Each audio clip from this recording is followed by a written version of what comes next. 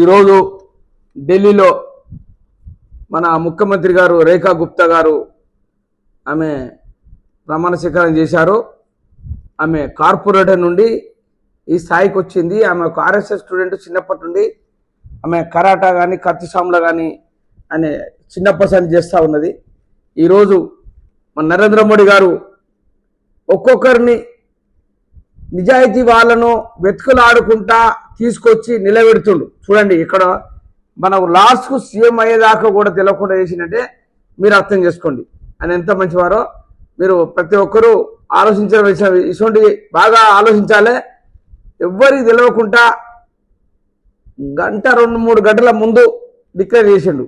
ఆడ మన ఒడిశా ముఖ్యమంత్రిని అలాగనే చేసిండు.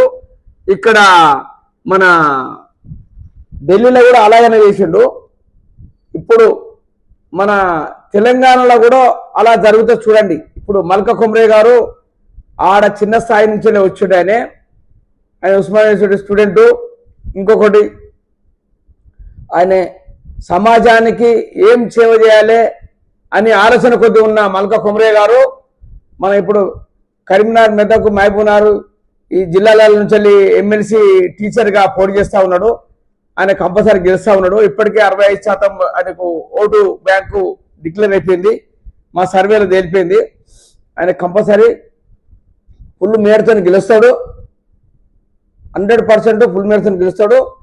మన నరేంద్ర మోడీ గారికి ఈ ఫుల్ మేయాటి వస్తుంది. నరేంద్ర మోడీ గారికి ఆల్రెడీ తెలుసు మల్కా కుమ్రే అంటే ఎవరు అని.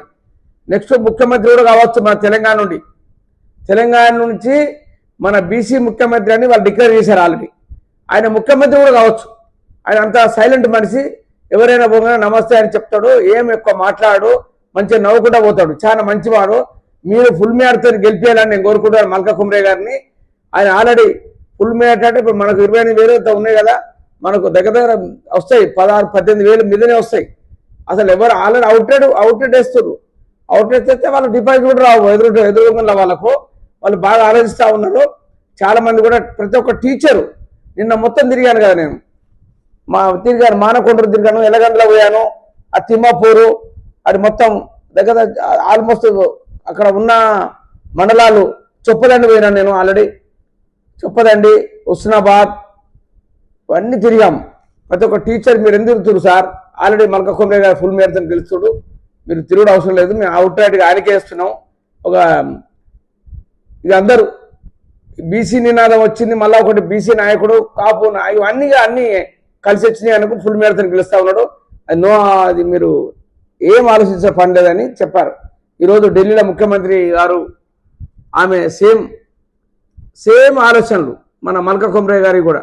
మన తెలంగాణ ముఖ్యమంత్రి కావచ్చు కూడా 90% ఆయనే. బీసీ ముఖ్యమంత్రి డిక్లేర్ చేశారు బీజేపీ వాళ్ళు.